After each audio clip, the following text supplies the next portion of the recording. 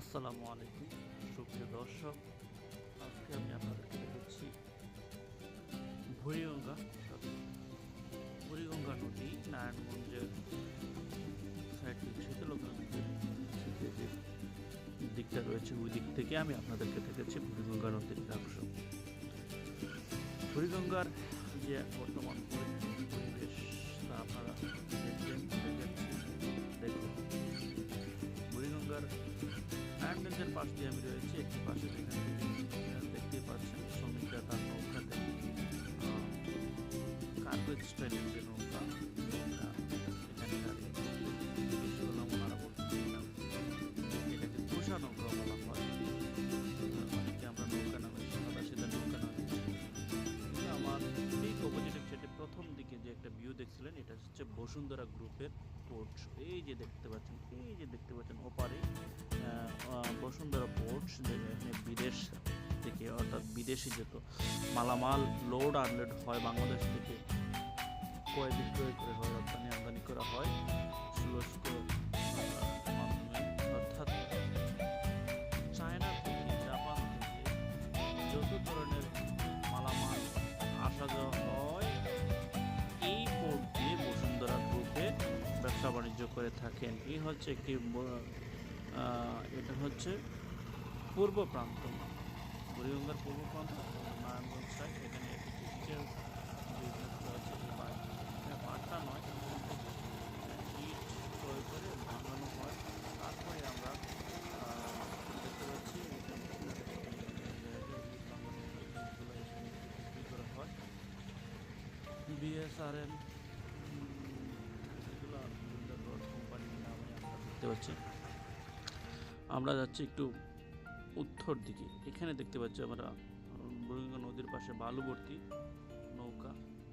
এই বালিগুলা বাংলাদেশের বিভিন্ন প্রান্ত থেকে, অর্থাৎ সিলেটের বিভিন্ন গোলাগঞ্জ, বিছনাকান্দি, জাফলং, লোবা, এই পাথরবাড়ি অর্থাৎ বর্ডার প্রান্ত থেকে এগুলা ঢাকার বিভিন্ন জায়গায় আসে। এই বালিগুলো আসার পর এখানে চড়া দামে বিক্রি হয়। এখানে অনেকে এটার উপর নির্ভর করে তাদের জীবন তাগিদা চালিয়ে থাকেন, জীবন পরিচালনা করে থাকেন। অনেক পুরুষ মহিলা এখানে শ্রম দিয়ে তাদের করে তাদের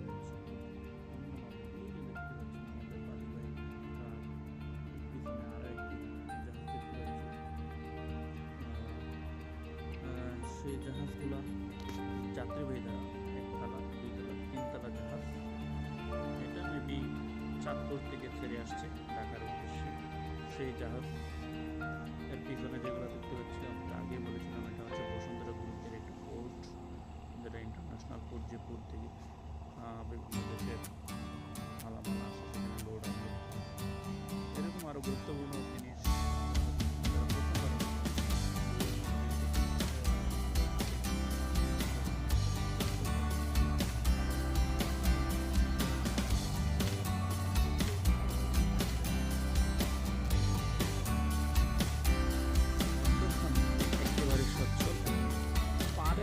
অর্থাৎ কিনারার সাইডে ওই যে কলকারখানার ময়লা এবং বর্জ্যগুলা করার কারণে একটু ঘোলাটে আপনারা দেখবেন।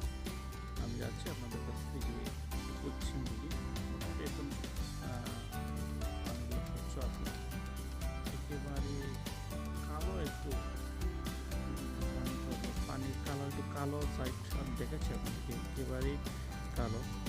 এই যে সামনে আর একটু অপেক্ষা করুন, যে পানির কথা কালো পানির কথা হচ্ছে, এই যে দেখেন একেবারে কালো ময়লা পানিগুলো, এই পানিগুলো হচ্ছে ময়লা পানি। কিন্তু আর একটা বিষয় এখন আপনারা লক্ষ্য করছেন, মাছ, প্রচুর পরিমাণে মাছ আমরা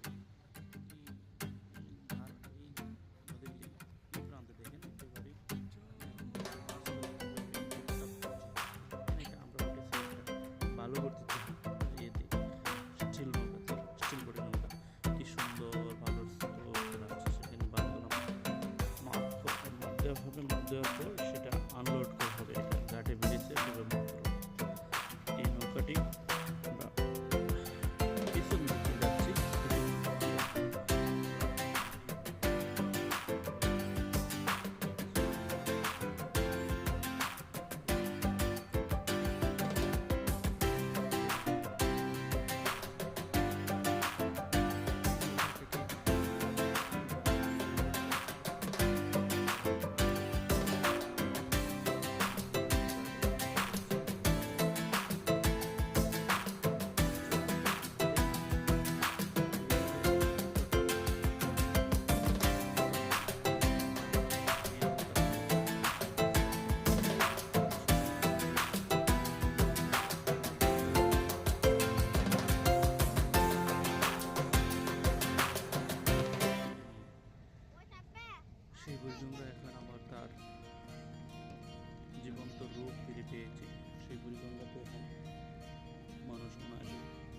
গোসল, বোর পানি যেভাবে হোক পানি ব্যবহার করতে পারবে। কিন্তু একটা সময় সেই বুড়িগঙ্গাতে মানুষ নাক চেপে নদী পারাপার হতে হয়।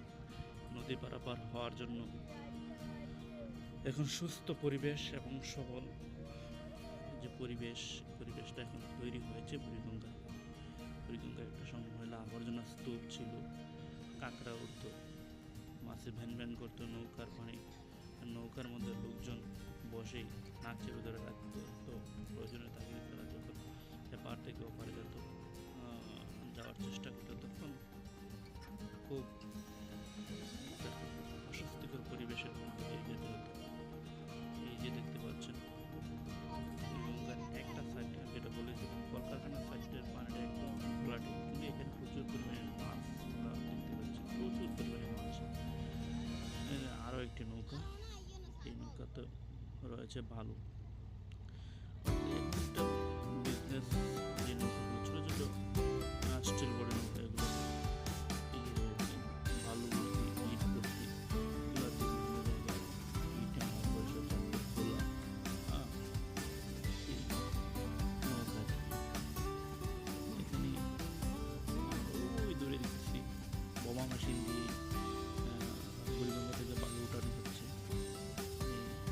বালু খনন করে পাড়ে উঠানো হচ্ছে, এখান থেকে আবার হিসেবে তারা বিক্রি করতে বিভিন্ন জায়গায়। ঢাকা শহরের বড় বড় অট্টালিকা তৈরি করতে এই বালুগুলি বিক্রি করা হয়। কিন্তু আমরা নদীর ওপারে যাচ্ছি না, আমরা এপার থেকে নদীর ওপারে বড় বড় পুল দেখতে পাচ্ছি, বিশাল বড় বড় বসুন্ধরা গ্রুপের যে পুলগুলো আমরা দেখতে পাচ্ছি। আপনারা হয়তো স্ক্রিনে কোনো লেখা দেখবেন না, আমরা স্ক্রিনে খালি চোখে বসুন্ধরা এই যে দেখেন এখানে ছেড়ে যাওয়া নৌকা,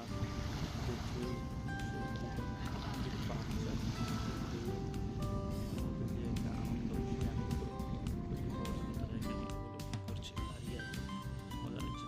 দেখেন আরও একটি জাহাজ, একতলা, দুতলা, তিনতলা, চারতলা জাহাজ, চারতলা, এই পুরোটাই আমাদের যাত্রীবাহী। সেখানে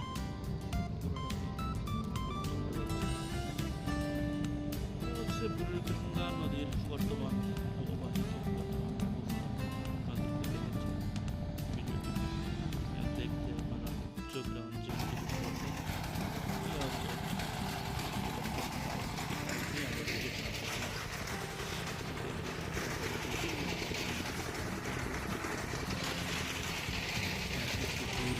হেঁটে হেঁটে এই রাস্তা দিয়ে পায়ে হেঁটে ঢুকছিলাম। ধন্যবাদ আপনাদেরকে।